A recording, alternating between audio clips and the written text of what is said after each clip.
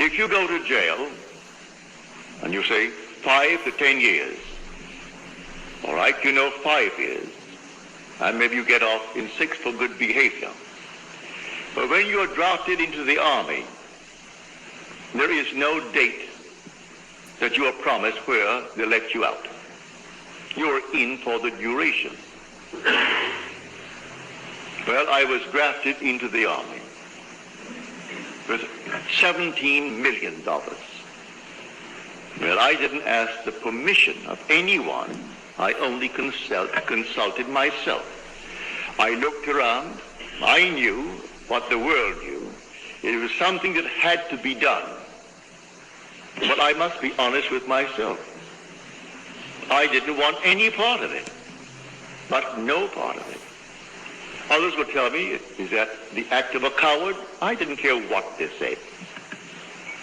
Is that being a good citizen? I didn't care what they said. As I just said earlier, what we now know, which is called reason, it's a reasonable thing to do. We're at war, and we're all Americans, and we should go in there because our country has declared war. Go in there and fight. And so reason tells us that should be done. I was drafted. I did not oppose it. They drafted me. Took me down to Camp Polk, Louisiana for my base training.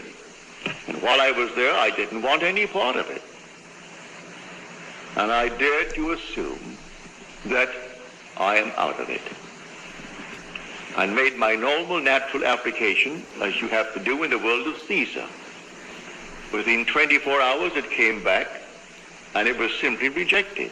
It was signed disapproved, and signed by my colonel, a very nice gentleman.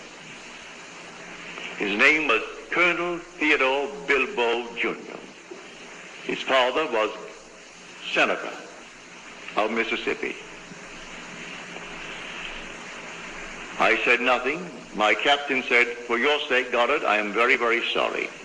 I know exactly how you feel. You want to be with your wife and your little girl.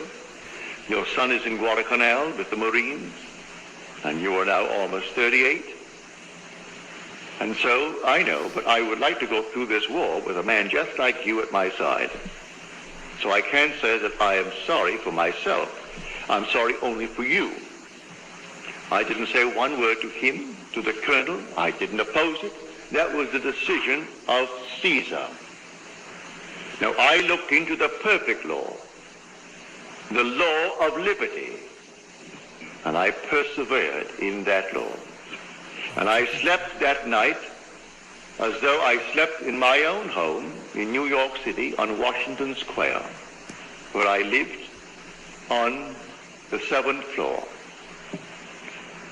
I lived on that floor, and it was a very large apartment, 2 bedrooms, a lovely big living room, a dining room, a huge kitchen, and the foyer. And I slept in that place just as though I were there, not in the army. I fell asleep in that state, having done all the normal things that would make me feel this arrangement is perfect. I rearranged the structure of my mind.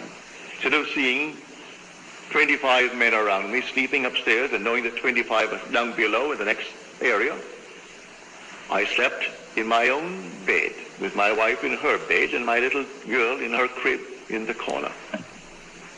I felt everything in that place just as though it's taking place. And I rearranged the structure of my mind and fell sound asleep in that state.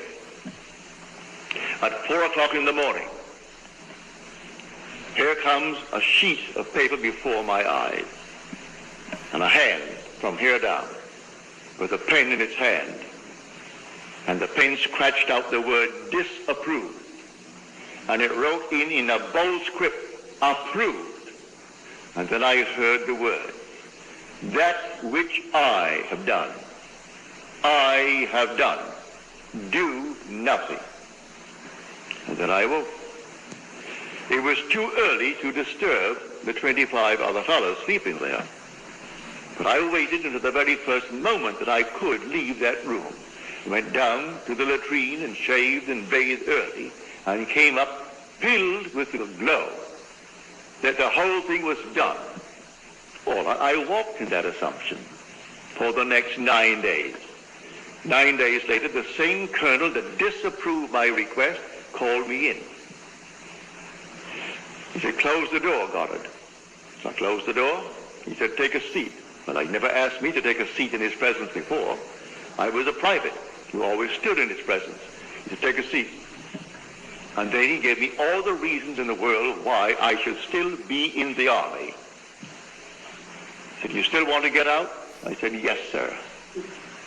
Give me another reason. "You still want to get out?" I said, "Yes, sir." Another one. When he exhausted all the reasons why I should be in the army, and I'm still saying, "Yes, sir," he said, "All right, bring me another application, have your captain sign it," which I did. That day I was honorably discharged and out of the army. I didn't run away. I was honorably discharged.